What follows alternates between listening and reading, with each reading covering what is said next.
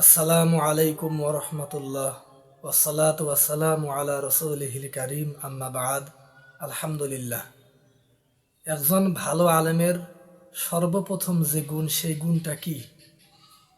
এ ব্যাপারে যুগশ্রেষ্ঠ ওলামায়ে কেরাম বলেছেন যে একজন ভালো আলেমের সর্বপ্রথম যে গুণটা, সেই গুণটা হলো কোরআনে কারিমের তেলাওয়াত শুদ্ধ হওয়া। এই কোরআনে কারিমের তেলাওয়াত শুদ্ধ হওয়া, এই কোরআনে কারিমের তেলাওয়াত অনেক উলামায়ে কেরামের তেলাওয়াত শুদ্ধ নাই। অথচ আমাদের সমাজের মধ্যে যাদের কোরআনে কারিমের তেলাওয়াত শুদ্ধ নাই, তারাই আবার নিজেকে অনেক বড় আলেম দাবি করে। যাদের কোরআনে কারিমের তেলাওয়াত শুদ্ধ নাই, তারাই আবার ভালো আলেম দাবি করে।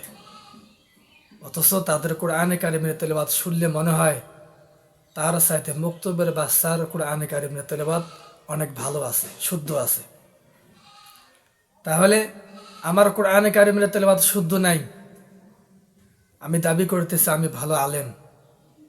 আমার কোরআনে কারিমের তেলাওয়াত শুদ্ধ নাই, আমি দাবি করতেছি আমি বড় আলেম। একজন আলেমের যদি কোরআনে কারিমের তেলাওয়াত শুদ্ধ না থাকে, তাহলে সে কিভাবে নিজেকে আলেম দাবি করে? অথচ আমাদের সমাজে এরকমের কোনো অভাব নাই যে কোরআনে কারিমের তেলাওয়াত শুদ্ধ নাই, অথচ তার সামনে যদি মাইক দেওয়া হয়, তাহলে সে নিজেকে এমনভাবে প্রকাশ করে, এমনভাবে জহের করে, তার মতো বড় আলেম মনে হয় এই পৃথিবীর বুকে নাই। তার মতো বড় আলেম মনে হয়, বড় আলেম, ভালো আলেম এই পৃথিবীর বুকে নাই।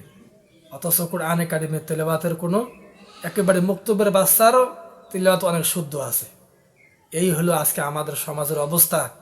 আর আমরা যারা জনগণ রয়েছি, সাধারণ মানুষ রয়েছি, মাইকের সামনে জোরে জোরে কথা বললে, মাইকের সামনে ভালো বক্তব্য দিতে পারলে আমরা মনে করি যে অনেক বড় আলেম, অনেক বড় ভালো আলেম।